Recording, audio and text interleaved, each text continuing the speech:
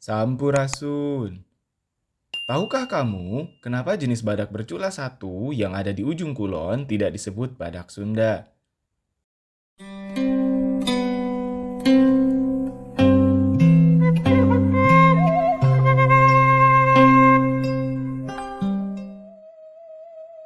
Hewan dalam bahasa Sunda memiliki kedekatan dalam kebiasaan sosiokultural. Selain hewan peliharaan yang dalam bahasa Sunda disebut iingonan atau ingon-ingon, ada juga hewan liar seperti badak dan harimau. Beberapa nama geografis pun banyak yang menggunakan nama hewan, seperti Cibadak, Lewi Gajah, Cimanuk, dan masih banyak lagi.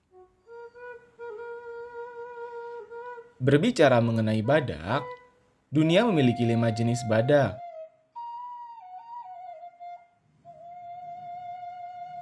Dua jenis di Afrika, Diceros bicornis dan Ceratotherium simum, dan 3 jenis di Asia, Rhinoceros unicornis, Rhinoceros sondaicus, dan Disorarhinus sumatrensis. Di Indonesia, ada 2 jenis yang terdapat di Pulau Sumatera dan Pulau Jawa.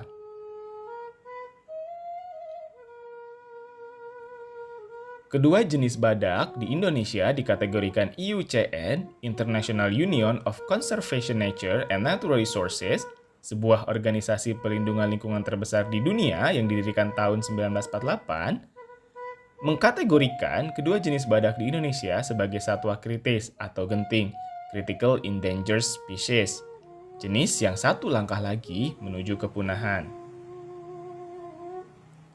Nah, berbicara mengenai badak yang ada di Pulau Jawa, tidak sedikit masyarakat Sunda bertanya-tanya, kenapa badak yang berada di ujung kulon yang sekarang merupakan bagian Provinsi Banten tidak umum disebut badak Sunda, melainkan badak Jawa. Media nasional, koran, surat kabar, majalah, dan orang-orang lebih senang menggunakan istilah badak Jawa. Padahal, secara ilmiah, nama latin dari badak Jawa adalah Rhinoceros sondaica. Rhinoceros artinya badak dan sondaica artinya Sunda. Sehingga, dari pengertian harusnya badak Sunda. Penamaan ilmiah ini diberikan karena badak ini hanya terdapat di Tatar Sunda. Dahulu, ujung kulon termasuk Tatar Sunda yang resminya disebut Jawa Barat. Di daerah Jawa Tengah dan Jawa Timur tidak terdapat badak. Padahal, badak Sumatera nama ilmiahnya adalah Dicerorhinus sumatrensis dan sesuai dengan nama daerahnya karena tersebar di Sumatera. Dicerorhinus artinya badak bercula dua dan sumatrensis adalah nama lokasi badak ini tersebar.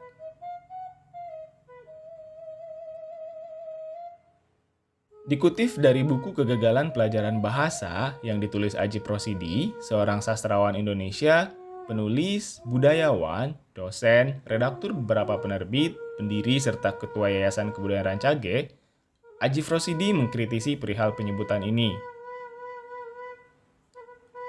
Dalam tulisannya, Ajip Rosidi berpendapat, bisa jadi istilah badak Jawa itu berasal dari para pejabat yang memberikan keterangan terhadap wartawan surat kabar.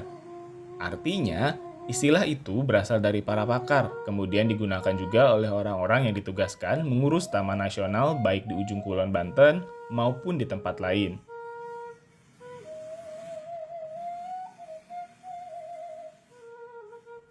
Namun demikian, Ajip Rosidi menekankan bahwa telah terjadi ketidakjujuran ilmiah yang secara tidak langsung tak mengakui keberadaan suku bangsa yang jumlahnya nomor 2 di Indonesia, yaitu orang Sunda.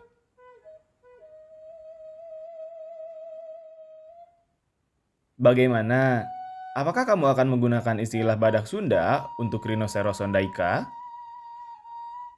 Jika ada pertanyaan, silakan tinggalkan pertanyaan kalian di kolom komentar.